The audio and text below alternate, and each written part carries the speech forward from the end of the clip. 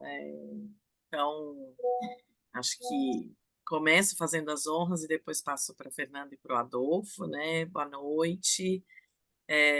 A gente fica sempre feliz de começar um novo projeto com pessoas tão queridas, né? Assim, na plateia e com um palestrante tão, de tanto relevo para o contexto, né, do assunto nacionalmente.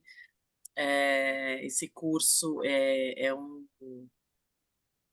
uma joia que a gente vem lapidando aí há um tempo, né? 6 de nós, eu, Fernanda Levi, Adolfo Braga, Ana Luiz Isolde, Alessandra Fachada Bonilha e Soraya Nunes, como uma joia mesmo, né? Como um cuidado para escolher os temas, a linha de condução, os professores que vão estar, a Lê está chegando, opa, os professores que vão estar participando das aulas, tudo foi muito cuidado, né, desde o começo. Então, assim, sintam-se bem-vindos, a gente fica feliz em dividir com vocês um pouco desse projeto hoje. Fernando. Eu sigo nos agradecimentos, dando as boas-vindas a todos e a todas, né? É uma delícia, como a Ivone falou, né? Encontrar amigos e compor esse time, de uma construção coletiva que fala muito, né, sobre mediação, fala muito sobre nós mediadores e sobre o ambiente, né, que nós estamos tratando, né, a necessidade, eu diria até, dessa, eh, desse compartilhamento, né, de esforços, de experiência, de conhecimento, das lições aprendidas, né, dos desafios a enfrentar. Então, acho que é com este espírito que a gente vem desenvolvendo esse trabalho. Então, novamente, eu agradeço aí a todos por estarem aqui conosco, especialmente ao Paiva, né, que desde o início do projeto tem nos apoiado e tem tido a generosidade de compartilhar tantos anos de experiência, né, conosco. Então, obrigada a vocês e passo a palavra para o Adolfo. Boa noite a todas e todos. Obrigado, Fernanda. Obrigado, Sandra. Obrigado, Paiva, por estar conosco. É uma honra e alegria enorme estar aqui com vocês. Por isso que estamos falando de mediação, estamos falando de troca, estamos falando de parcerias. É esse o objetivo e por isso que estamos levando, depois o próprio Paiva nos corrige, por favor. Estamos levando para o ambiente da recuperação, tanto extra quanto judicial, como antecedente a isso. Então, acho que com isso acho que mostra um entusiasmo nosso e dá as boas-vindas para quem está conosco e sobretudo estar na empreitada que nós pretendemos iniciar com essa aula de hoje, que é uma aula magna e a ministrada por uma pessoa que é muito atenciosa e, como bem falou a Fernanda, sempre à nossa disposição e acho que à disposição da própria mediação. Então, acho que posso passar a palavra para você, Paulo. Bem-vindo, meu caro. Estou vendo aqui uma grande autoridade, acho que a Alessandra, talvez, antes disso, desculpa. Estou vendo uma grande autoridade aqui, um grande amigo, que é o Gilberto Juste. Bem-vindo, meu caro. Nossa, ele está aqui. Eu que agradeço, é uma honra imensa. Muito obrigado por me receberem aqui. Imagina, Nossa, eu que agradeço. estou vendo ele aqui, que legal. Prazer é meu. Que bacana. Bom, queria também agradecer como coordenadora aqui também do curso. É uma alegria muito grande. Não sei se meu microfone está desmutado. E é uma alegria muito grande também estar aqui. Agradecer demais ao Paiva, porque ele realmente sempre tem estado em todas as oportunidades conosco, e sempre brilhantemente falado do tema. Ele não só é um entusiasta, eu acho que ele é um mediador nato, ele não é só um negociador, mas um mediador nato. Ele trouxe isso conosco em diversas oportunidades, trouxe isso na história. Eu me lembro em várias oportunidades que ele falou sobre a vivência dele com a mediação desde lá do começo de 2005, da lei, né, em 2005, que ele sempre conta isso, e é tão importante. E hoje eu queria até comentar um assunto. Hoje, num grupo que nós temos, o Flávio compartilhou com a gente uma experiência internacional, o Flávio aqui Prado. Eu falei, nossa, a gente está no ele está aqui com a gente, um mediador também que atua nessa área de mediação na recuperação, na Task Force, e para mim foi um presente, porque trouxe exatamente essa questão, estamos no caminho certo. Que a gente fala assim, mas será que isso pega, isso não pega? Pega sim, porque quando a gente olha uma experiência internacional existindo, acontecendo, traz para a gente esse reforço, né? Que a mediação está acontecendo na área de reestruturação, está acontecendo sim, não só no Brasil, mas fora também. Bom, não quero ficar aqui falando muito, porque eu falo demais. Quero também dizer que estou muito feliz de ver a presença do Gilberto Juste aqui, um amigo tão querido de tantos anos. Muito bom. Vamos passar a palavra aqui para o Paiva, que ele é que tem que dar essa aula maravilhosa. E agradecer. Obrigada. Obrigado, boa noite a todos. Gostaria de começar agradecendo o convite, né? Da Sandra, da Alessandra, da Fernanda, do Adolfo, da Ana e da Soraya. E dizer que é um prazer estar aqui na companhia de vocês, ver tantas pessoas queridas, Carolina, Caio, Gilberto, que, para quem não sabe, meu ex-sócio, eu só fui sócio do Pinheiro Neto por conta do Gilberto. E queria deixar vocês muito à vontade para fazer essa aula um bate-papo, para vocês interromperem, perguntarem, fazerem comentários, discordarem ao longo da exposição. Caio e Gilberto, não preciso nem falar, são os que me conhecem há décadas, né? Muitas décadas, e certamente vão poder me corrigir se aqui eu não me expressar de forma adequada com relação a alguns temas. Qual é a ideia da aula hoje? Basicamente, uma apresentação bem genérica de todos os temas que vão ser tratados no curso, né? Que é a aplicação da mediação em todos os processos da Lei 11.101. Eu acho que eu gosto de falar, e a Alessandra já tocou nesse ponto, lá em 2005, como é que começou essa discussão da mediação, né? Primeiro, para a gente colocar num contexto, e eu gosto de colocar o contexto para aqueles que não militam na área de recuperações de falências, para entender por que da onde vem parte da resistência histórica do uso da mediação nos nossos processos. Até 2005, vigorava o Decreto-Lei 7.661 de 45, a antiga Lei de Falências, que proibia o devedor de negociar com seus credores. Aquele devedor que negociava com seus credores praticava um ato de falência e que, portanto, havia uma resistência cultural ao uso da negociação. Nas concordadas era vedado, e na falência era muito pouco usado, embora o síndico pudesse negociar, fazer acordos e tal, era muito, muito raro essa possibilidade. Existiu no passado algumas hipóteses, ainda tinha na falência, a Assembleia também de Credores, etc., mas os casos eram muito, muito, muito raros. Então, em 2005, foi introduzida a Lei 11.101, que trouxe dois novos regimes da recuperação extrajudicial, da recuperação judicial, e a falência, que é tão bem conhecida de todos nós. Bom, na essência, os dois regimes de recuperação judicial e extrajudicial consistem numa negociação do devedor com seus credores, de forma a obter um plano, né, um plano de recuperação, por meio do qual ele vai colocar em dia suas obrigações. Não colocar em dia no sentido de sanar eventual inadimplemento, mas fazer com que o seu fluxo de pagamento caiba na sua geração de receita. Basicamente isso que se procura, ou na essência é isso que se procura no processo de recuperação judicial ou extrajudicial. É, na essência, um processo de negociação. Bom, se é um processo de negociação, a meu ver, cabia lá em 2005, é evidente o uso da possibilidade do uso da mediação.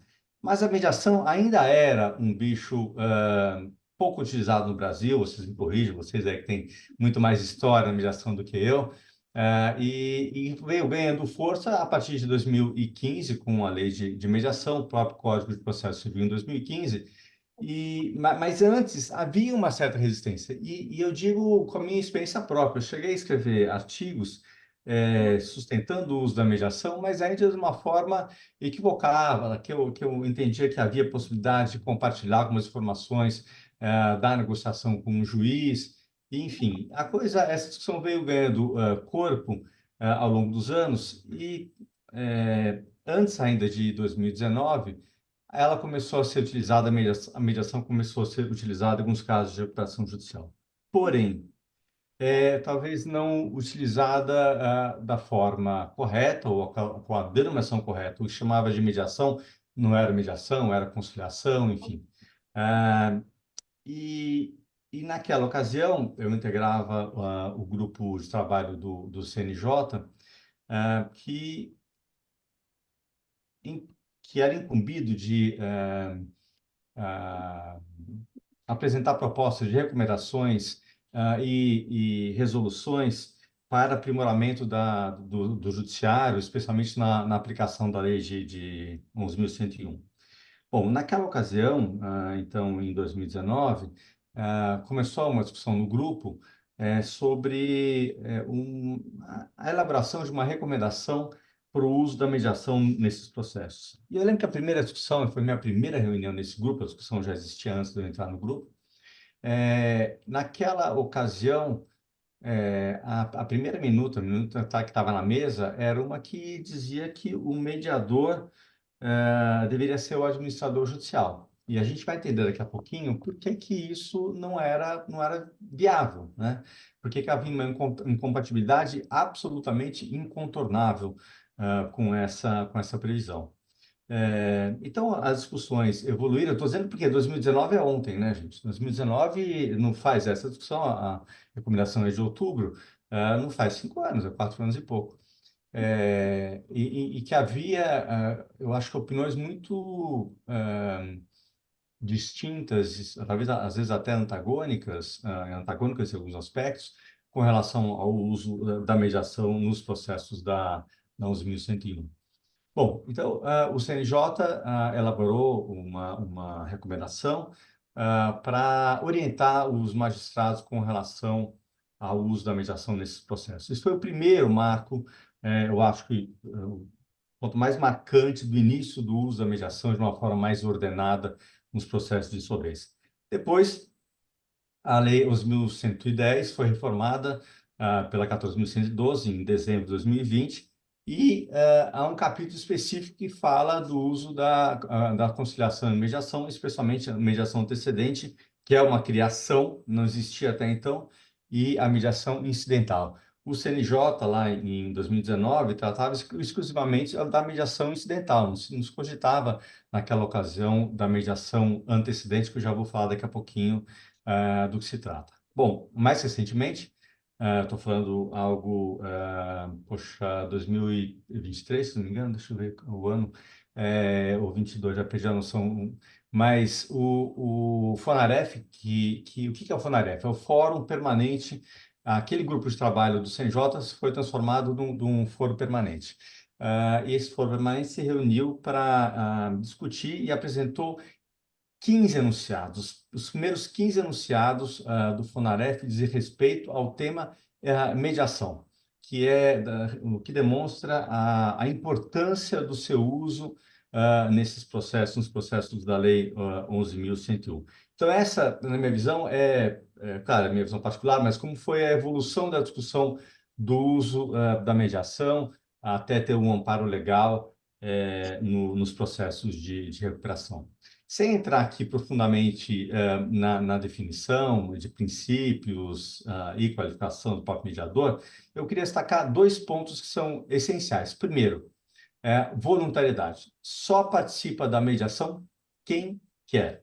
Então, nenhuma parte é obrigado a participar da mediação. E aqui abre um parênteses, no comentário que normalmente eu falo no início, a mediação não é obrigatória, não é essencial. As partes podem negociar livremente, mas o mediador, em determinadas circunstâncias, quando há um impasse, etc., com o uso da técnica de mediação, exerce um papel que é fundamental. A meu ver, pode ser determinante no sucesso ou insucesso de uma negociação, num processo de recuperação judicial, extrajudicial, no própria falência. Então, eu falava de princípio. Voluntariedade é um princípio muito relevante. E o segundo princípio que me parece muito relevante, além de outros que serão tratados no curso, é da confidencialidade. O que é tratado no curso da mediação não pode ser compartilhado depois, ou fora, ou nos autos, etc. Por que que isto é essencial? Porque isto dá a liberdade das partes terem conversas absolutamente francas com o mediador. E por que que o mediador é importante? Quem é que deve ser o mediador? Primeiro, um profissional independente. E por que que não pode ser o AJ? Porque o AJ,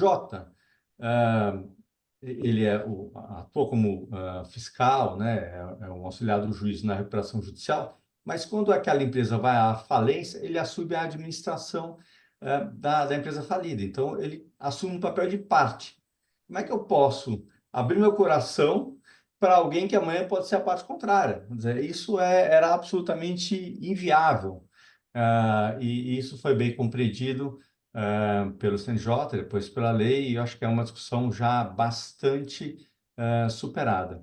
Então, o papel, acho que principal, ou inicial da AJ, pelo menos, a meu ver, é entender, quando vai participar de uma negociação coletiva, quem são as partes envolvidas, quais são os grupos de interesse que estão ali representados, para que ele possa interagir com esses grupos e entender, de fato, qual são as questões ali envolvidas. Não é aquilo que está na aparência. O mediador tem que ter esse ouvido aguçado para entender que, às vezes, o que a parte está externando não é exatamente aquilo que ela precisa resolver. E com a habilidade, com a técnica da mediação, conseguir extrair, de fato, qual é o problema que está impedindo ou pode impedir aquela negociação. Então, acho que essa é a habilidade e o fato de haver a confidencialidade, um profissional que não pode representar depois nenhuma das partes, é essencial para haver essa relação de confiança com aquela parte, com o interlocutor. E muitas vezes, no processo de recuperação, esse é a primeira ponte a ser construída. O devedor, muitas vezes, já descumpriu suas obrigações, suas promessas com os credores, etc., e não há mais uma relação de confiança. E quando não há relação de confiança, você trazer um terceiro que é imparcial para essa conversa, com toda essa técnica, pode construir aquela ponte necessária para a solução daquela discussão específica. Falando da possibilidade da atuação do mediador, a Lei 14.112, ela criou a figura da mediação antecedente e regulou ou tratou, ainda que passando, a mediação incidente, nos casos da Lei regida pela Lei 11.101. Bom, o que é a mediação antecedente? É aquela que pode ser dado início por um devedor que, com o intuito de prevenir uma recuperação judicial ou extrajudicial. Bom, aquele devedor não está cumprindo suas obrigações, precisa fazer uma negociação coletiva com seus credores, eventualmente já tentou fazer essa negociação, não é obrigatório que ele já tenha tentado fazer essa negociação, mas eventualmente ele já tentou, não tem aqui um bom diálogo com as partes, então ele pode dar entrada a um pedido de instauração de uma mediação antecedente a um processo de recuperação extrajudicial ou judicial. A lei fala em antecedente, eu acho que a melhor terminologia seria uma mediação preventiva, que o objetivo é evitar a recuperação judicial ou extrajudicial. Se, assim, aquela mediação for extraordinariamente bem-sucedida, o devedor não vai precisar de uma recuperação extrajudicial ou judicial. Ou, em alguns casos, por conta da dinâmica dos credores envolvidos, ele vai precisar da extrajudicial ou da judicial para opor aquela negociação que foi num grupo pequeno de credores a um grupo maior. Bom, quando a gente está falando, então, de mediação antecedente, a gente está falando apenas de um tipo, ou uma espécie específica de mediação, que é aquela mediação do plano de recuperação, que é essa mediação coletiva que envolve um grupo que tende a ser um grupo grande de credores. E é curioso porque essa era a maior discussão, né, Sandra, antes da Lei 14.112, ou até talvez antes da recomendação do CNJ, se havia a possibilidade de fazer a negociação de um plano. E havia maior resistência, e ainda há até hoje, resistência muitas vezes de advogados do devedor e de consultores que auxiliam o devedor no uso da mediação, justamente porque há uma crença de que há uma perda de poder, porque você envolver um terceiro, aquele advogado devedor ou aquele negociador barra consultor, ele deixa de ter ali a condução da negociação de forma exclusiva, tem mais alguém que tem acesso à relação de credores, ao grupo de credores, e, portanto, vai ouvir esses grupos de credores. Era uma prática muito comum quando da entrada da lei, em vigor da Lei 11.101 em 2005, aquela estratégia de devedores de segregar os credores. Quando você não compartilhava a informação com os grupos de credores e não era criado um meio que os credores, pelos quais os credores podiam se reunir, se comunicar, era muito mais fácil para o devedor conduzir e manejar aquela negociação, né?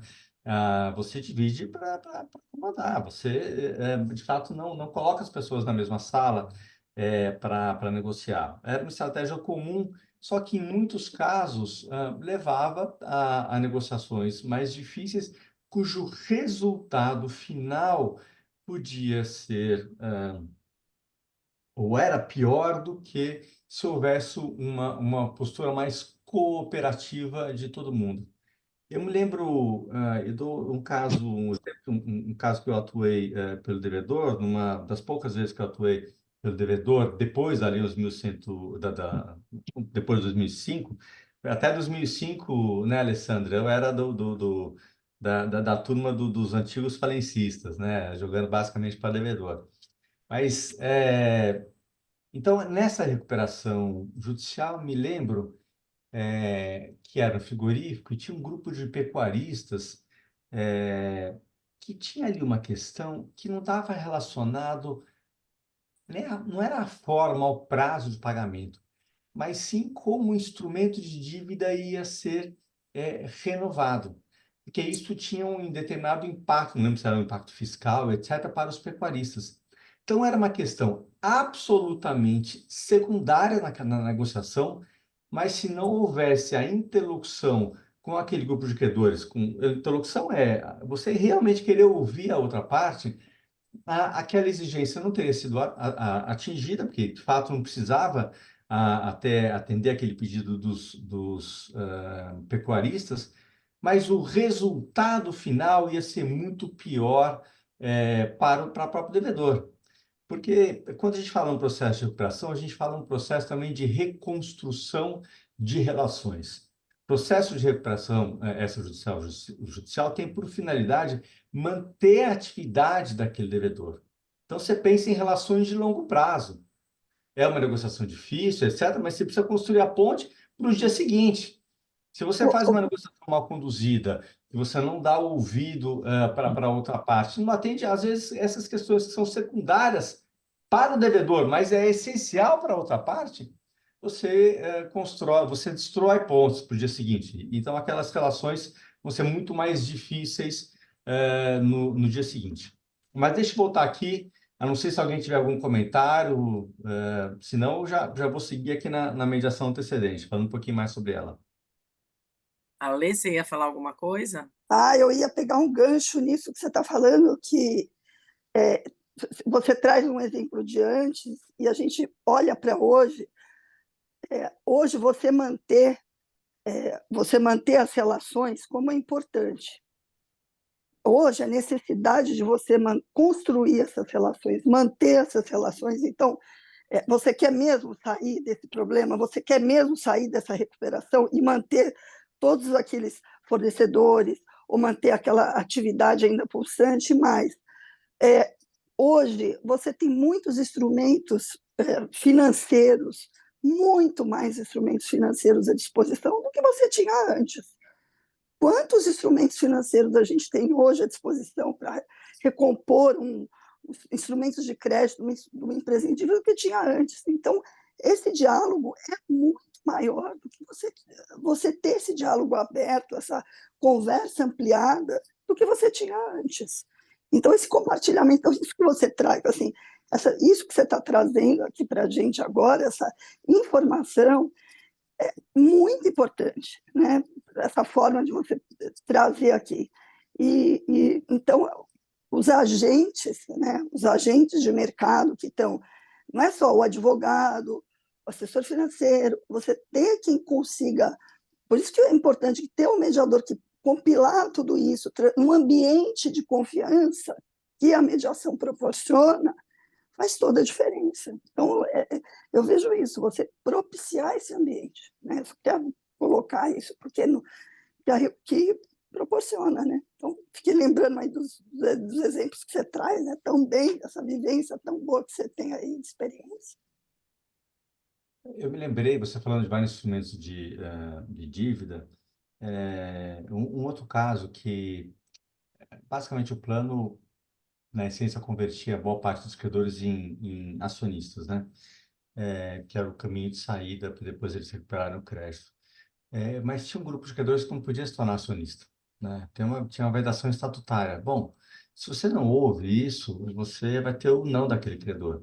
Mas é possível você instruir, naquele caso foi construído, um instrumento que dava o mesmo efeito do acionista, né? Com relação ao resultado, o upside, etc., que aqueles credores teriam na venda da empresa. Então, eu acho que este ouvido, tentar entender exatamente qual é a questão, qual é o impedimento, qual é o obstáculo, o que aquele credor ou devedor precisa resolver de forma específica, é uma arte. Eu acho que essa é a arte do mediador, né, do bom ouvinte, daquele que vai fazer as perguntas certas, que entende do processo. E falando em entender o processo, deixo aqui, antes que eu esqueça, um ponto que eu acho fundamental, que não está no meu resumo aqui, que foi tratado já na recomendação lá do CNJ, que fala da comediação, né, do comediador, do uso de comediadores. E por que isso? E quando eu falo isso, eu tenho a impressão que alguns mediadores têm uma certa resistência a essa minha fala.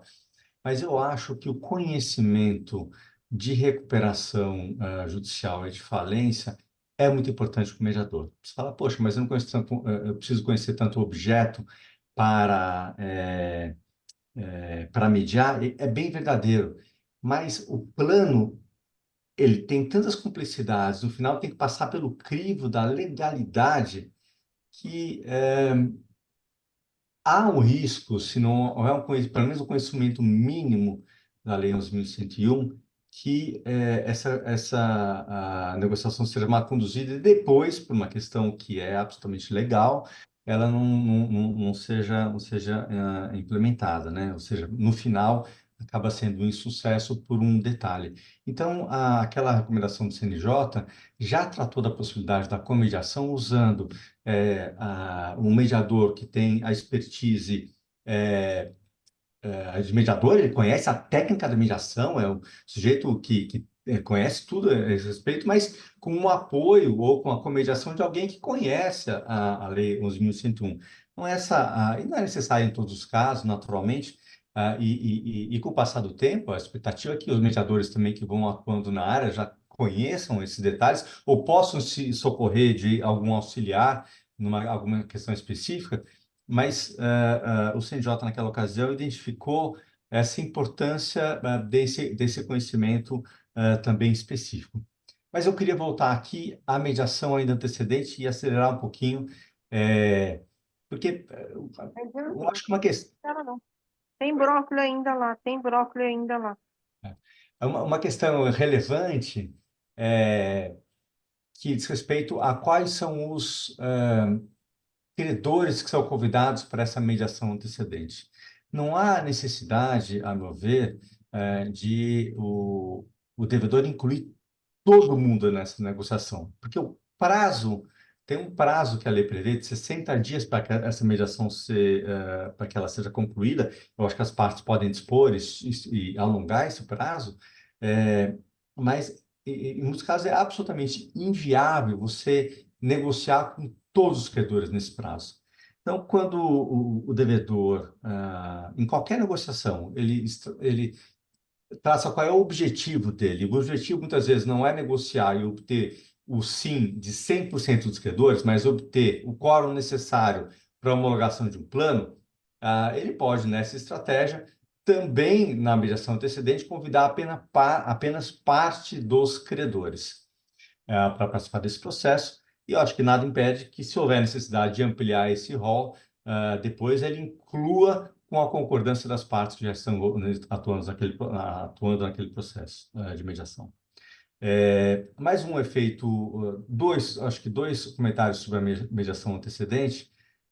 Primeiro, com relação à perda dos efeitos. Acho que é importante entender, a lei tem um dispositivo, a lei 14.112, diz o seguinte: olha, se depois da mediação, né, se o devedor ajuizar um pedido de recuperação ou extrajudicial ou judicial, as partes têm o direito reconstituído, eles voltam ao estado anterior. Poxa, mas para que adianta eu negociar e depois entro com a recuperação e volto ao estado anterior? Vamos entender bem esse conceito. A finalidade desse dispositivo fazer com que os credores não deixem de fora do plano parte de credores. Imagina que eu devo 100 para 3 credores, em classe pensa imposto, só para ter uma ideia aqui de valor. Eu coloco 2 no plano, os 2 concordam e receber 50% de desacho. Daí, uma semana depois, eu entro com uma recuperação judicial e falo, vou negociar meu passivo. Qual passivo? Olha, eu tenho um passivo que eu acabei de negociar aqui, numa mediação antecedente, que são 2 credores de 50 mil cada um, e um de 100 mil reais. Tá bom, e qual é a sua proposta? Eu vou reduzir 50% do crédito de cada um. Então, o credor A e B, que já tinham reduzido para 50, vai reduzir para 25, e o C vai reduzir para 50. Óbvio que isso não funciona. Então, a ideia desse dispositivo é apenas garantir a paridade de tratamento dos credores, para que o devedor não prejudique ou privilegie apenas um grupo de credores. É assim que deve ser lido a lei. E quando você fala do termo de mediação, eu acho que é possível dispor que o acordo vale entre as partes se ele for, ainda que seja ajuizado uma recuperação extrajudicial ou uma recuperação judicial. Deixa eu só fazer um comentário, o último comentário sobre mediação, a mediação em geral, né, sobre negociação em geral. Qual é a parte mais difícil de uma negociação? É obter o sim. Quando você fala em negociação coletiva, você não consegue negociar com todo mundo ao mesmo tempo. Você vai obtendo os acordos ao longo do tempo. E o desafio maior, eu acho que da parte, e o mediador acho que tem que estar atento a isso, é garantir esse sim. Então, se vai ter um termo de adesão, um termo de concordância com aquele acordo, é importante incluir uma cláusula por meio da qual aquele credor concorde com permanecer sujeito ao plano, ainda que a empresa entre com recuperação extrajudicial ou judicial.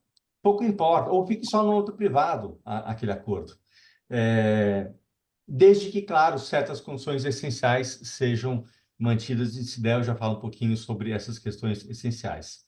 O que a mediação antecedente ela é importante? Porque na 14.112 foi criada também a possibilidade de o devedor, uma vez comprovado que instaurou uma mediação antecedente, ir a juízo obter uma medida cautelar para suspensão do direito de ação dos credores.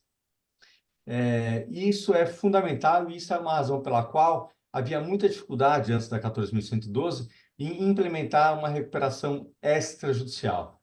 Porque se você não suspende o direito de ação da parte, enquanto você está negociando aqui, o credor exerce o seu direito legitimamente e vai lá, penhora o caixa da empresa e acaba com a negociação. Então, é preciso criar um cenário de proteção. E para que essa negociação seja bem sucedida. Então, a 14.112 introduziu a mediação antecedente e que permite o uso da cautelar de urgência para prevenir e impedir as ações dos credores. Mas é importante uma observação, que não é pelo fato que o sujeito entra com a mediação antecedente que ele tem que entrar com a medida cautelar. Aliás, ele, a meu ver, não deve entrar. Ele só deve entrar quando houver, de fato, uma ameaça ao caixa daquela empresa.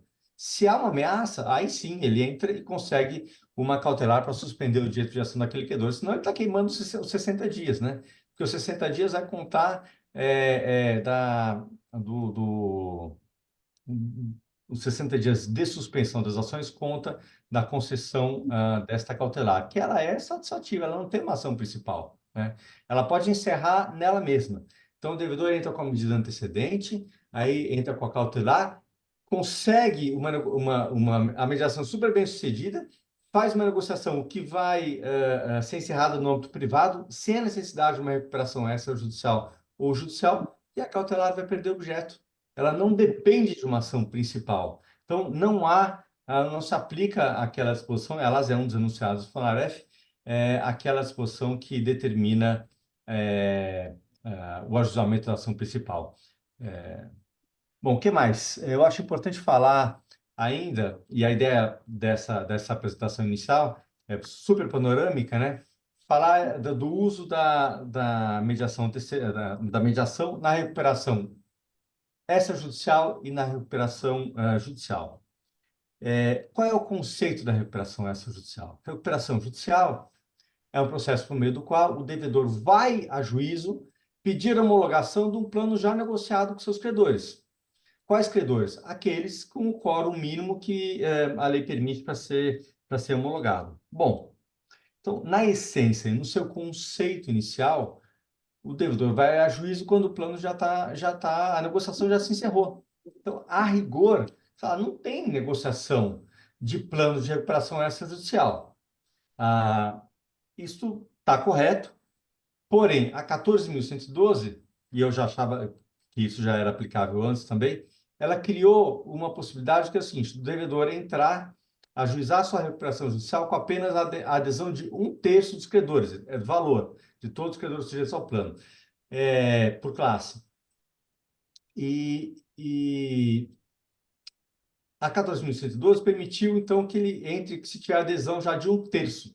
Então, ele ainda não tem o percentual necessário, ou o quórum necessário para a homologação do plano, e ele vai ter 90 dias para concluir aquela negociação.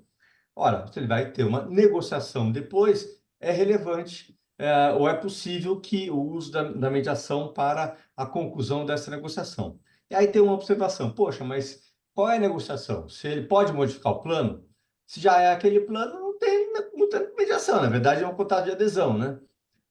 Mas eu entendo sim que o devedor pode alterar o plano depois do ajuizamento, desde que aqueles votos ou aquelas manifestações favoráveis sejam ratificadas, ou desde que as alterações não sejam substanciais e no plano de adesão, ou seja, no termo de adesão, quando o credor manifestou a concordância com aquele plano, ele já manifesta, dizendo, olha, eu concordo com a homologação desse plano, seja na forma da extrajudicial ou judicial, desde que essas cláusulas essenciais sejam mantidas.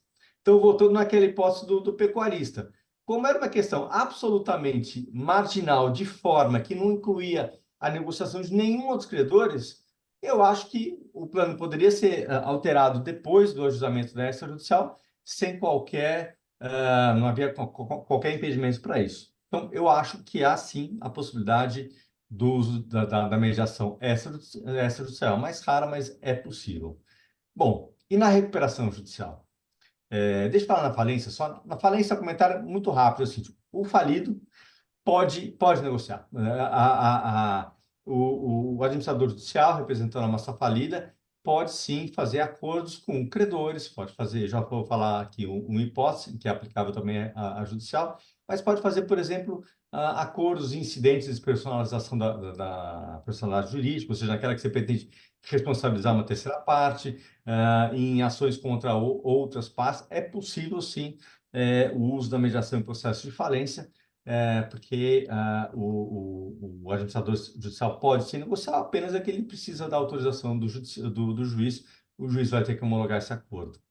Bom, recuperação judicial, para mim, é o maior campo aqui, e a recomendação 58, depois foi atualizada pela 112 do CNJ, traz um rol grande de temas que podem ser objeto de mediação. E esse rol é exemplificativo, né? Mas quais são as hipóteses em que não pode haver a mediação? Você não pode mediar a classificação de crédito.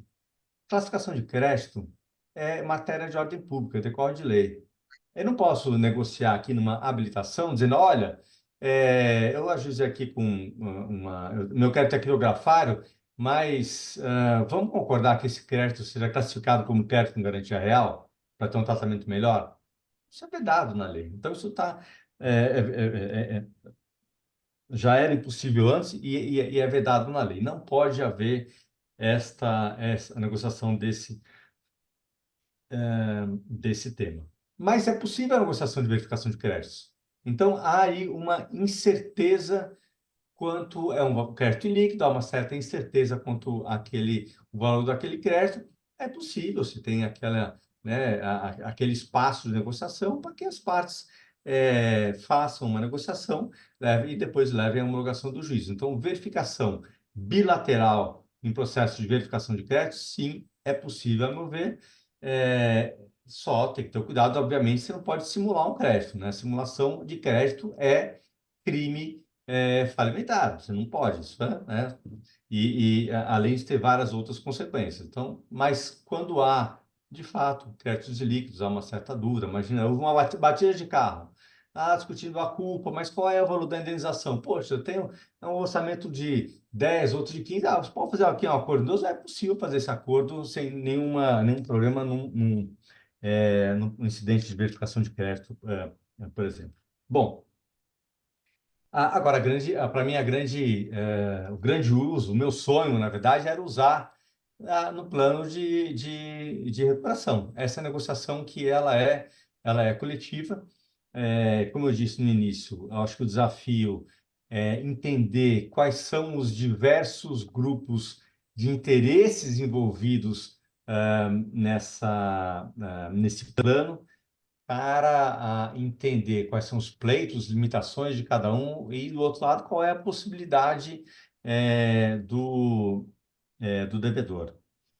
Talvez no curso vocês tenham aí uma aula falando das espécies de mediação, etc., que não é a minha especialidade, né? Mas eu gosto daquela mediação do choque de realidade. Vocês vão dar o nome adequado para isso, né? Mas o mediador, eu acho que tem um papel importante de também auxiliar a parte a entender qual é a real possibilidade do seu pleito, né? O que dá para aceitar ou não. Então, numa negociação que o devedor demonstra por A mais B que ele só consegue produzir 10 do resultado mensal, não adianta o credor pedir 15, né? Claro, pode negociar, vou tentar vender algo bem, etc., mas tem que ter um pé no chão ali, naquilo que é factível, sob pena de o plano não parar de pé. Sob pena, ainda que o plano seja aprovado, no momento seguinte vai haver o descumprimento do plano e a empresa vai ter a falência decretada, ou seja, todo o esforço vai ser inútil. Então, eu acho que esse choque de realidade, eu acho que é um papel muito relevante dos dois lados, né? O mediador, sem violar seus deveres, e sem induzir a parte, mas pode ali, com toda a técnica, etc., auxiliar a parte a compreender a sua posição real, né? Aquilo que ele está pleiteando, qual é a plausibilidade, a possibilidade daquilo que está sendo pleiteado, também num plano de recuperação judicial. Um outro aspecto que é muito relevante, e talvez esse meu último comentário, não sei como é que eu estou de tempo, mas se tiver tempo eu continuo falando, eu posso falar a noite inteira, mas tem um comentário que é fundamental, que é nos processos de recuperação extrajudicial, judicial e até na falência, a mediação, ainda que ela seja bem sucedida, haja um acordo de vontades, ela não termina ali. Ela tem que ser submetida à homologação judicial. Portanto, há um controle de legalidade posterior, né? Esse é um comentário que eu gosto de fazer. E um outro é aquele da mediação, né? Quando que a mediação é bem sucedida. E é isso para acabar com um pouco talvez do preconceito, daquela mediação que ela não é concluída com um acordo. Mas o fato da mediação não terminar necessariamente com a assinatura de um plano de recuperação não é, a meu ver, uma demonstração de insucesso, de fracasso da mediação. Porque você imagina que uma negociação com múltiplas partes, cada um tem diversos interesses envolvidos. Imagina que fossem só 10, né, itens a serem resolvidos. Se a mediação resolveu 7, poxa, ela já foi muito bem sucedida. Porque aí o devedor vai entrar com a recuperação judicial, tá bom, mas restam só 3 ali, né? Itens a serem negociados ainda. Hoje houve um grande avanço, talvez houve uma criação de uma novo vínculo ali de confiança entre as partes, ou seja, há um trabalho e um resultado da mediação que pode ser muito favorável, e a meu ver, então, a mediação ser considerada bem-sucedida, ainda que o resultado final não fosse o máximo, aquele que se desejava alcançar. Eu acho que eram essas as minhas observações principais, pensando em tudo que vocês vão ver isso muito mais no detalhe, talvez algumas das coisas que eu falei sejam corrigidas ao longo do curso, mas acho que essa, a meu ver, quando se pensa assim, no uso da mediação na Lei 11.101, eu acho que é um dos aspectos principais que valem, assim, para uma primeira conversa, vocês terem em mente. É isso, Sandra. Não sei como é que eu estou de tempo, e- Não, você foi perfeito até no tempo, fica tranquilo. Né, mas a gente ainda tem tempo aqui para conversar e todo Boa mundo noite. colocar as Boa noite, perguntas que tudo bem? Pode ser R$ 50 de álcool. tiver interesse. Eu juro que estava fechado. Mas assim, o que eu queria chamar a atenção, né, Paiva, é que assim, é um ambiente, né, muito particular, né? O ambiente da recuperação e falência, né, do direito falimentar, né, que vinha daquele mundo. Eu e a Alessandra, a gente às vezes fica lembrando aqui de quando negociar era crime na concordata, né? É, e é um ambiente que exige um conhecimento, né? E é uma delícia te escutar, porque você traz, né, para quem é do mundo da mediação, né, um entendimento de como quem está ali vê por dentro essas coisas. Acho que isso é muito, muito necessário, né? Quem está no mundo da mediação e quer atuar nessa área de recuperação, como você falou, não precisa ser o expert dos experts, mesmo porque é possível a comediação. E eu diria mais, ela vai ser muitas vezes necessária, até pela quantidade de credores, e porque a gente tem um tempinho pequenininho, né? E daí vem aquela história, né? 60 dias, né? No caso do stay da mediação antecedente, é muito, é pouco, né? Para o devedor é pouco, para o mediador é pouco, mas para o credor que está ali né, sem receber, né, Fernanda, é muito tempo, né? Eu escutei isso da Fernanda, assim, 60 dias é muito tempo para esperar, né?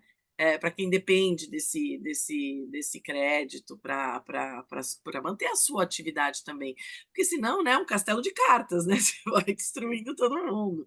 E então você precisa de equipe, né? Essa é uma conclusão que alguns de nós, né, que fazemos parte de um grupo de estudos mais abrangente e que tem tentado trabalhar em equipe nessa área, né? Essa é uma conclusão que chegamos também porque temos expertises diferentes, né?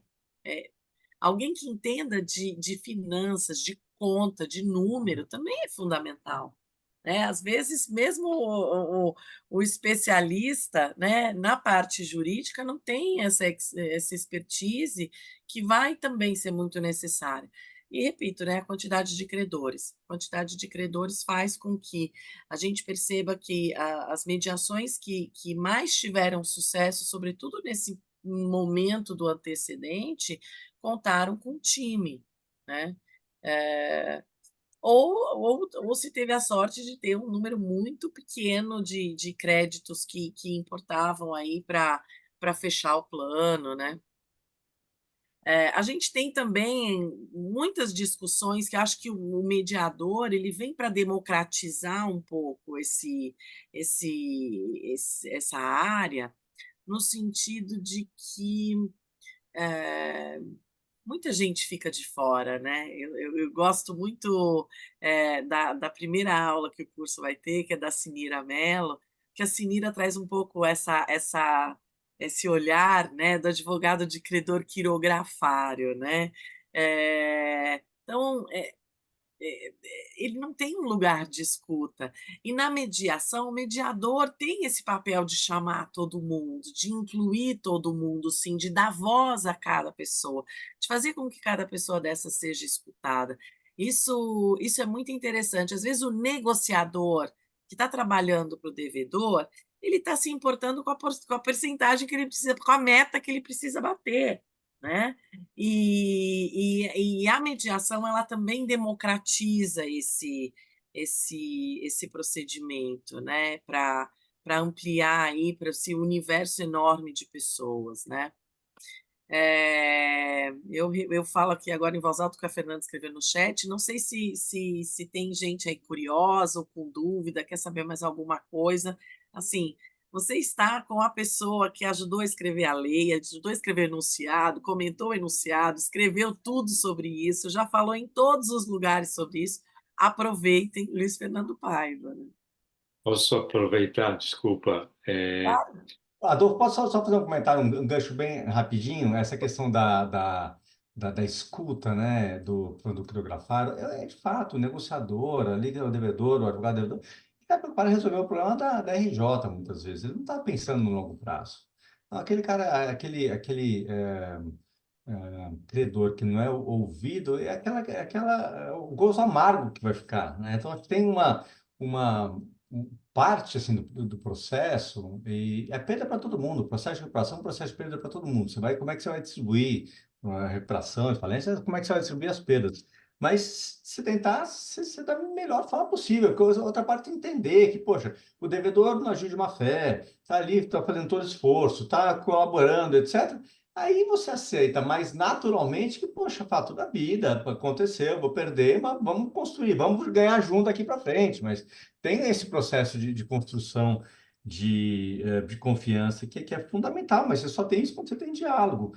Eu me lembro que em processo de RJ era muito comum a primeira assembleia né, Carolina, como é que é a primeira assembleia? Você deixa lá os criadores falarem, porque ele precisa desopilar, ele precisa ter, ele precisa ser ouvido, ele precisa compartilhar a dor dele, né? Faz parte do processo. Então, essa escuta do mediador, estando pegando esse teu gancho, e desculpe, Adolfo, já passando para você, eu acho super importante, né? Essa possibilidade as partes serem ouvidas, que muitas vezes não tem, é super importante. Tinha só e administradores judiciais, né? Carolina com outro papel, né? Não esse, né? De mediadora, mas ali com a Jota, dando a possibilidade dos credores falarem também, eu acho que é super, super importante mesmo. Desculpa, Adolfo. Imagina, por favor, desculpa eu que me atrevi a comentar, mas eu queria somente marcar a importância da sua exposição.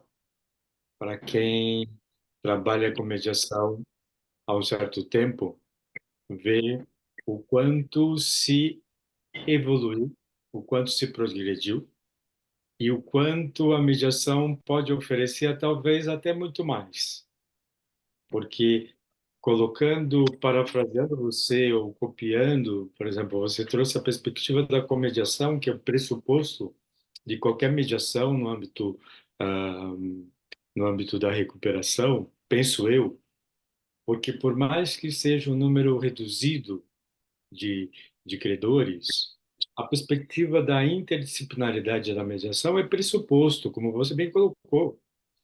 Então, o pressuposto nosso, e aí acho que nesse contexto é fundamental pensar numa equipe que possa pensar junto a partir dos vários olhares que vão contribuir no diálogo, e eu costumo sempre dizer diálogo diferente. Então, para mim, é, fiquei, além de honrado de estar contigo, fiquei super animado, porque o que a gente vê ainda é muito desconhecimento sobre a mediação. A introdução da legislação, acho que é recente, como você colocou. Penso que foi uma dádiva que, para a mediação, a perspectiva do que você comentou, pensar a mediação ser desenvolvida pelo AJ, pelo amor de Deus, é de arrepiar qualquer mediador. Isso é um desserviço para a própria mediação, não é? Então, parabéns, fico muito feliz. E pensar numa perspectiva que você comentou, né? Que nós sustentamos sempre, isso acho que qualquer momento da mediação, o objetivo da mediação não é o acordo, gente. É quando as pessoas têm possibilidade de construção da solução, elas estão visualizando para o futuro. E você falou claramente a perspectiva de retomada, não sei se dos negócios, mas a retomada da operação que está sendo desenvolvida e a riqueza que você proporciona a partir do teu olhar, é a possibilidade de você ter infinitas oportunidades, né? Então, obrigado, estou muito empolgado, te agradeço muito as tuas palavras e quero crer que foi a evolução que você trouxe esse ensinamento para mim. Eu consideraria como um professor de mediação, não mais de recuperação empresarial. Obrigado. Obrigado, Adolfo, pela gentileza. Eu acho que tem muito a desenvolver, né? A gente partiu de uma resistência muito grande e com a mudança, é uma mudança cultural, né? Quando em 2005 foi uma quebra de paradigma tremenda. Isso, obviamente, era uma lei completamente nova, revolucionária, no sentido de ser práticas totalmente novas, né? Por 60 anos, o sujeito ser negociado, ser para cadeia. Não ia, mas enfim, tinha prisão legal, mas era tudo feito muito às escondidas e tal, com subterfúgios, e você criou um novo paradigma.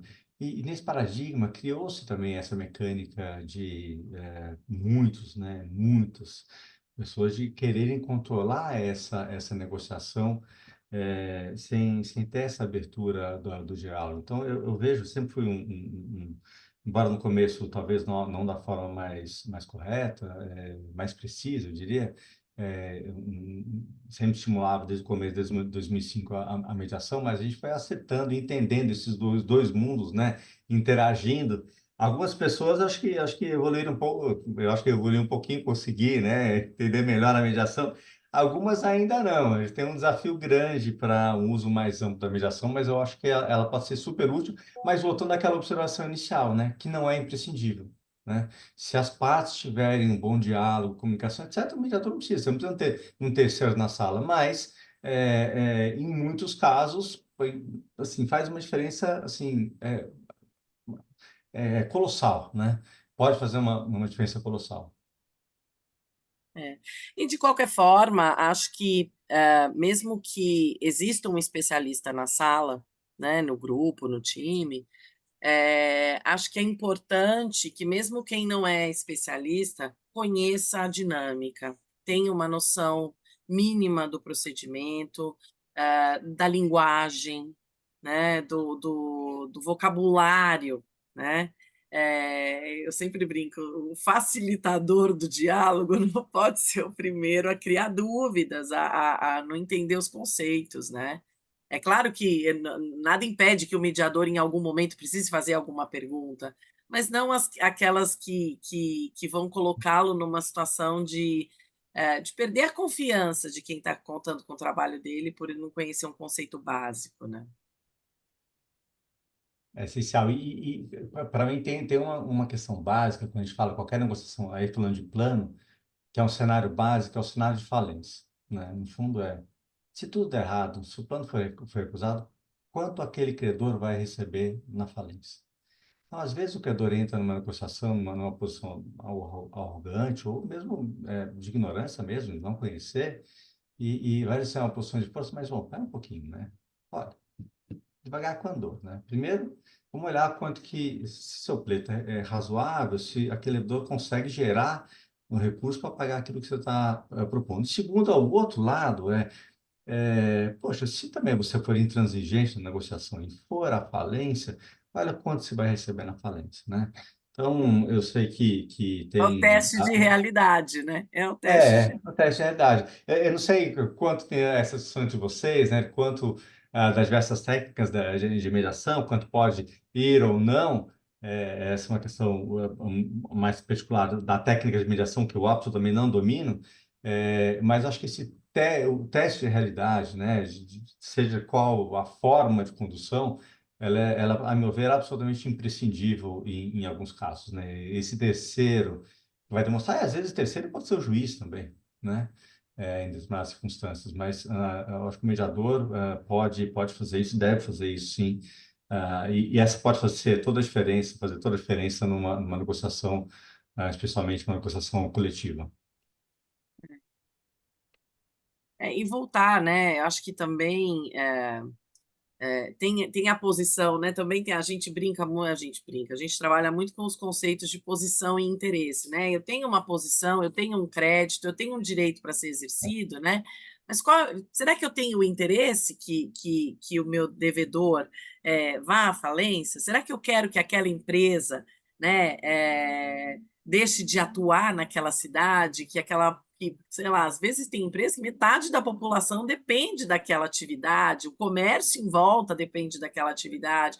Então, é um ciclo muito longo, que não é só aquela duplicata ali, né? A gente está falando de muito mais coisas. E acho que essa ampliação de visão é que o mediador pode trazer para a mesa. Sem dúvida. Alguém teria alguma pergunta?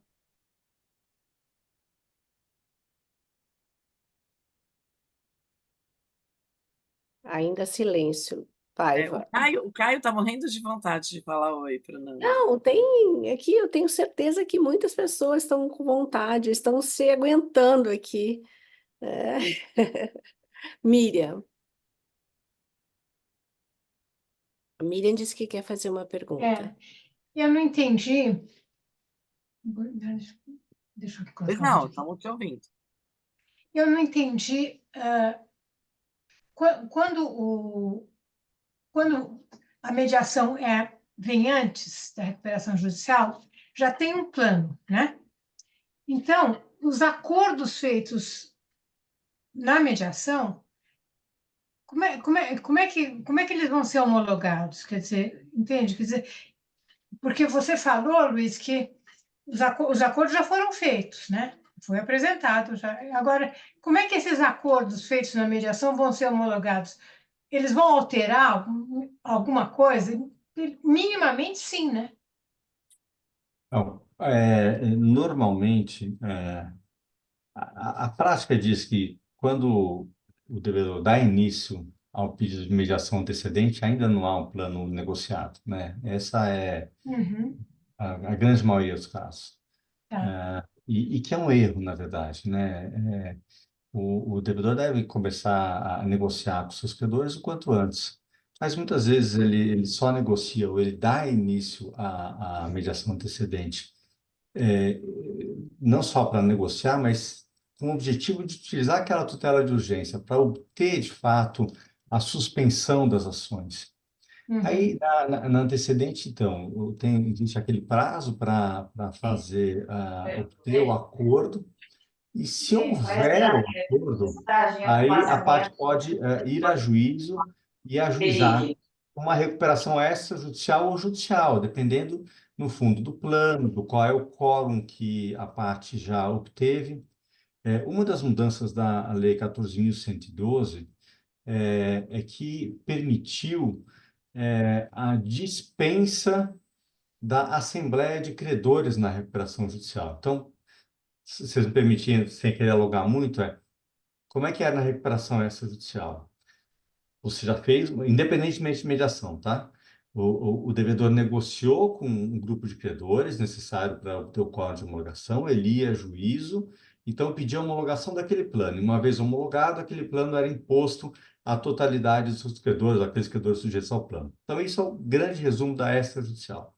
Na Uhum. judicial, não. A judicial, a gente sempre definia que o devedor distribuía a recuperação inicial e depois ele ia apresentar o plano para depois ter uma assembleia de credores. Na assembleia de credores, o plano era votado.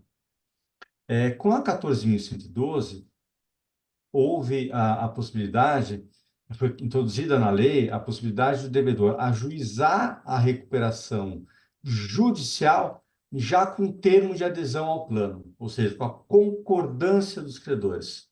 Uhum. Então, é possível, em tese, você ajuizar uma recuperação judicial já aprovada, em que Então, você mas não e há nem a esses, os convocação acordos, de. mas, então, se já está aprovado, então, e os acordos feitos na mediação, como é que a gente vai homologar esses adendos? Como é que homologa isso?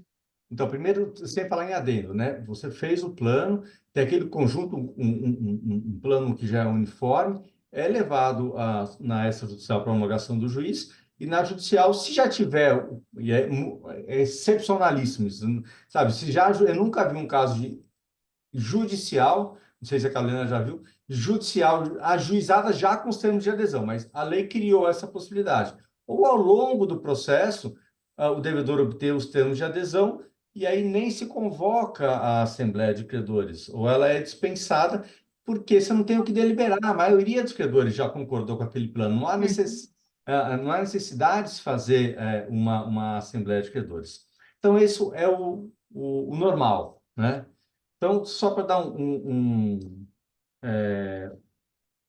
exemplo, então, da recuperação judicial, que a mudança do plano da recuperação judicial sempre aconteceu, né? O devedor normalmente distribui a recuperação judicial, apresenta um plano, e aí o plano é modificado com a apresentação de propostas dos credores e na Assembleia é votado um novo plano. Isso via de regra, assim, 99,9% dos casos é o que acontece. Bom, Uhum. então imagine que o devedor fez uma mediação antecedente, conseguiu um número X de adesão, que não precisa ser já o necessário para a aprovação do plano, mas aí distribuiu a recuperação judicial e o plano depois é modificado. Qual a minha recomendação do ponto de vista de técnica de mediação? Aquela de você amarrar aquele sim que você já conseguiu, aquela concordância de todo jeito. Uhum. Veja, Se para o credor não fizer diferença, se aquele plano, se aquele acordo vai ficar restrito no âmbito, no âmbito privado, as partes não agosto com o coletivo, o devedor senta com 5 credores, faz um plano, e não precisa de recuperação extrajudicial, não precisa levar a homologação do juízo. Mas pode ser que em algum caso você precise impor a um certo grupo de credores, ou precisa por algum outro motivo. Bom, para esses credores, deveria tanto fazer se o devedor vai submeter uma recuperação extrajudicial ou judicial. O que importa para aquele credor que já deu sim é se aquela modificação é uma modificação substancial. E eu vou dar um exemplo. Imagine que eu sou um credor com garantia real. Então, na falência, eu tenho preferência sobre o credor quirografário. Na falência, eu, que sou credor com garantia real, vou receber 100% do meu crédito, o quirografário vai receber 0. Pois bem, o devedor entra com a recuperação judicial e propõe para o credor com garantia real dar um desconto de 20% da sua dívida, 50% da sua dívida. O credor garantia real, seja por qualquer for o motivo, porque vai falir, etc., ou porque se ele não concordar, a falência vai demorar não sei quantos anos, tem uma série de incertezas, falou, tá bom, eu concordo, receber 50%, por hipótese, à vista, e esse plano diz que vai pagar 20% para o quirografário. Então, eu já aderi àquele plano, disse, concordo com esse plano, só que depois, no curso do processo de recuperação, o devedor altera esse plano e fala, olha, eu não vou pagar 20% para o quirografário, eu vou pagar 70%. Daí, como é que fica aquele credor com garantia real que aceitou dar um desconto de 50%, sabendo que o quirografário ia receber 20%? Sendo que na falência ele receberia 100% e o quirografário vai receber 0%. Bom, essa é uma alteração substancial. Então, eu, se sou credor, e tem uma modificação desse tipo, eu sou credor garantia real, essa modificação eu não vou aceitar. Mas é possível, na negociação, você definir que aquele seu sim, aquela sua manifestação de concordância, vale se aquelas condições essenciais não foram alteradas. Então, pode ser que existam outras condições que são absolutamente acessórias ou só vale para um grupo de credores, mas que não altera substancialmente as suas razões de decidir, né? A sua razão pelas quais você aceitou aquele sim. Agora, isso, poxa, a gente fala aqui em tese, é difícil talvez você concretizar isso. Mas assim, o meu recado, se eu pudesse dar uma mensagem num curso de negociação, processo de recuperação, amarrem o seu sim de todos os jeitos para aquele credor não poder fugir e se arrepender daquele sim que ele deu. É isso. Rose, você tem uma pergunta? Boa noite, tudo bem? Boa noite. É um prazer estar te ouvindo. Eu tenho uma dúvida com relação à mediação na judicial. O administrador judicial sempre ele participa da mediação? Ele tem que ser colocado como... tem que ter a validação? Como é que funciona isso? Estou com vontade de deixar o Caio responder essa pergunta, mas não, ele não participa. Tá. Ele pode, eventualmente, ser convidado para participar. Aí eu acho que é a posição de cada mediador. Eu sou, em princípio, contra a participação do administrador judicial, por princípio, assim, não deve participar. Mas pode ser que, em alguns casos, o mediador veja valor na contribuição. Eu só voltar ao meu começo. Falei, poxa, eu acho que o mediador tem que ter essa escuta muito atenta, né? E poder dar voz a todo mundo, etc. O administrador judicial tem, de fato, muitas informações que podem ser muito relevantes para o administrador judicial. Até para ele, administrador judicial, conseguir entender o contexto do todo e para auxiliar ele a dar aquele choque de realidade. Mas isso é um tipo de conversa. Agora, convocar ou convidar o administrador judicial para ter uma conversa privada com credores, em que o princípio essencial da confidencialidade, o credor poder abrir o coração dele para o mediador, eu acho que, em princípio, é totalmente inadequado. Pode ser que algum caso específico, muito excepcional, justifique, mas aí eu deixo a observação dos mediadores mais experientes, que podem ter essa visão de quando é útil. Mas a minha posição é essa. Ok, obrigada.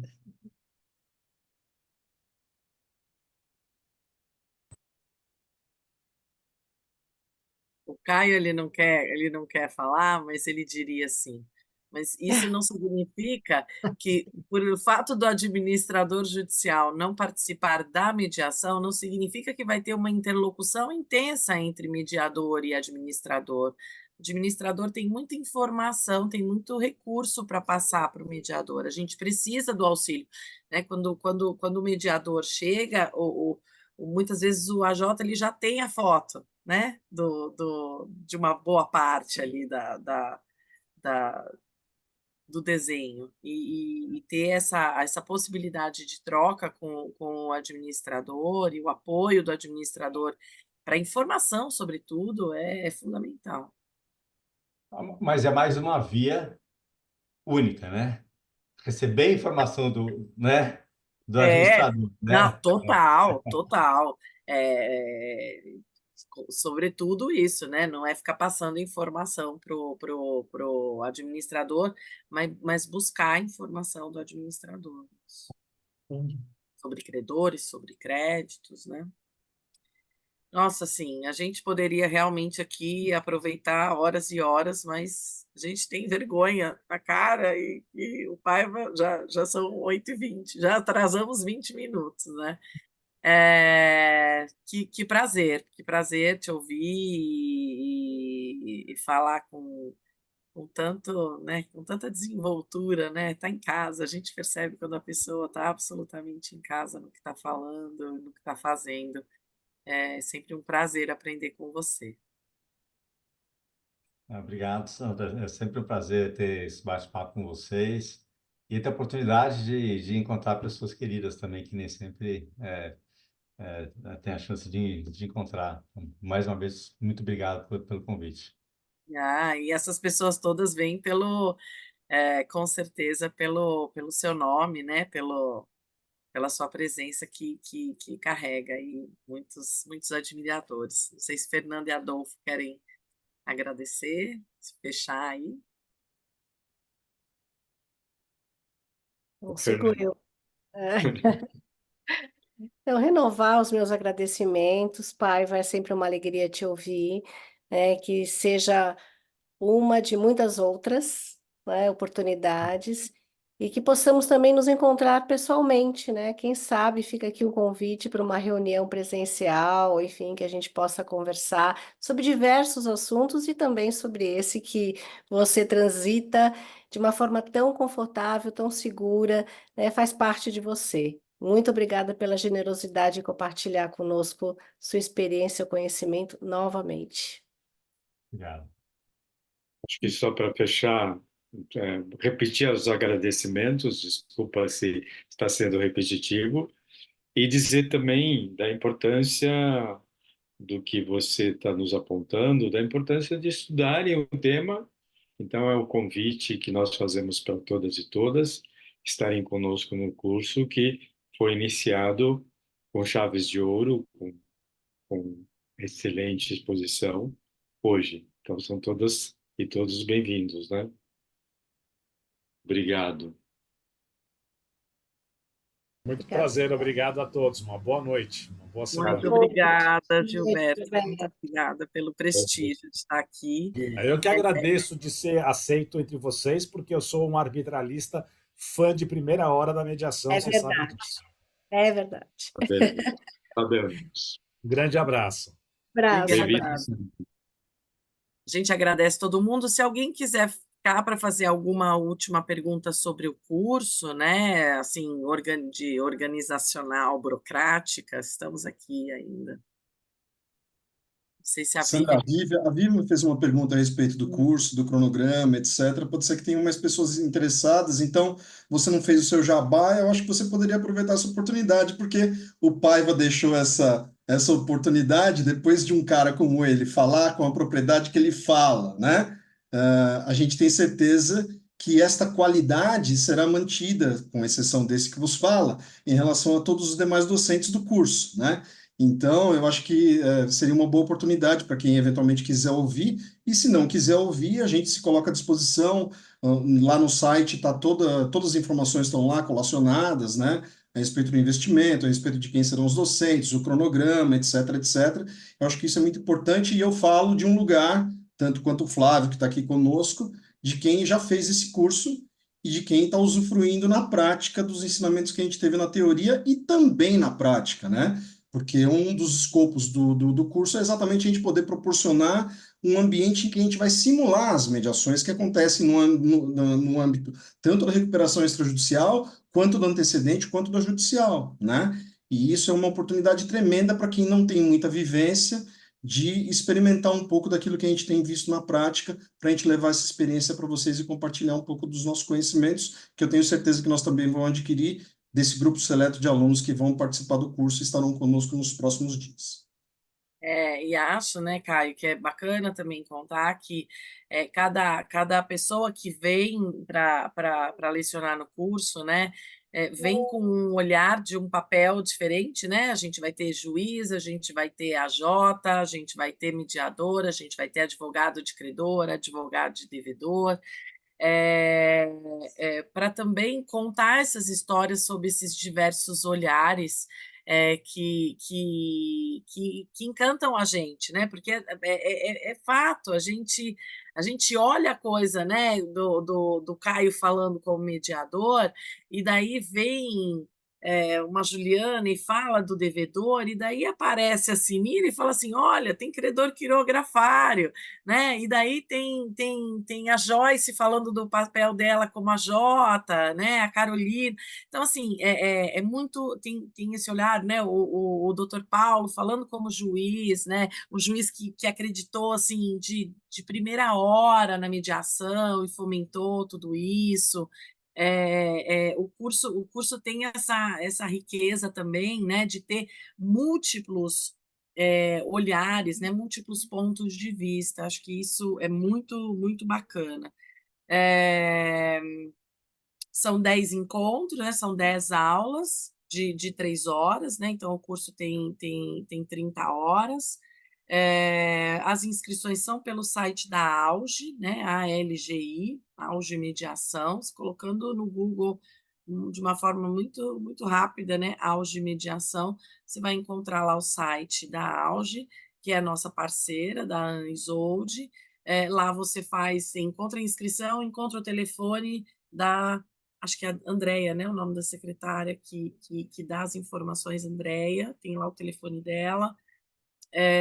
Tem o currículo dos professores, dos coordenadores, e tem o nosso contato, claro. Eu estou aqui passando para a própria Vivian que perguntou, o contato também, se ela quiser fazer perguntas depois. Mas eu acho que basicamente, né, Adolfo, era o que mais que tinha daquelas informações que eu fiz naquela outra apresentação. Pronto, o Caio já colocou o link aqui, eu vi o Caio já procurando ali, ó, buscando as informações. Aqui, essa task force é uma Equipe. uma task force, é por isso que a gente... Aham. Tá ótimo, mas eu acho que é isso. Exato. Obrigado, Ótimo. viu, Obrigada. Paiva, por mais essa oportunidade de estar contigo, cara. A gente sempre aprende muito com você. Muito. Você é um grande amigo e a gente fala isso não pela amizade, mas porque de fato a gente sabe que você é uma referência e a gente tem muito que aprender contigo. Então, obrigado mesmo, cara. Obrigado, eu tô devendo Ele vocês.